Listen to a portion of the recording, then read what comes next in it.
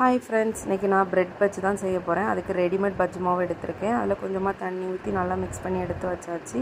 நான் வந்து பஜ்ஜி வந்து இன்றைக்கி ப்ரெட்டில் தான் செய்ய போகிறேன். அதனால் ப்ரெட் எடுத்து அது ஓரத்தில் உள்ள ப்ரௌன் கலர்லாம் கட் பண்ணி எடுத்ததுக்கப்புறம் ப்ரெட்டை வந்து நமக்கு என்ன ஷேப்பில் தேவையோ அந்த ஷேப்புக்கு கட் பண்ணி எடுத்தாச்சு. அப்புறம் ஒரு கடாய் வச்சு கடாய் சூடானதுக்கப்புறம் கொஞ்சமாக எண்ணெயும் ஊற்றி எண்ணெயும் நல்லா சூடாகி வந்ததுக்கப்புறம் ஒவ்வொரு ப்ரெட்டையும் எடுத்து அந்த மாவில் மிக்ஸ் பண்ணி மாற்றி மாற்றி போடும்போது சிம்மில் தான் வைக்கணும், இல்லைன்னா கரிஞ்சிரும்.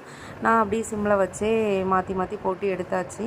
எடுத்து ஒரு பிளேட்டுக்கு மாற்றி வீட்டில் இருக்கவங்களுக்கு கொடுத்தா பஜ் ரெடி ஃப்ரெண்ட்ஸ். நீங்களும் ட்ரை பண்ணி பாருங்கள்.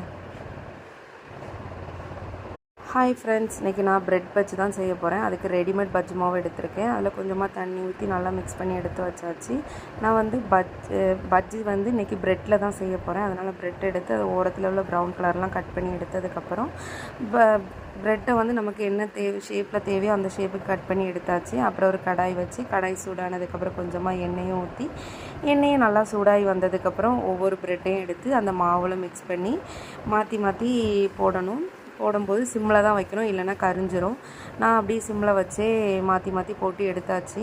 எடுத்து ஒரு பிளேட்டுக்கு மாற்றி வீட்டில் இருக்கவங்களுக்கு கொடுத்தா பஜ் ரெடி ஃப்ரெண்ட்ஸ். நீங்களும் ட்ரை பண்ணி பாருங்கள்.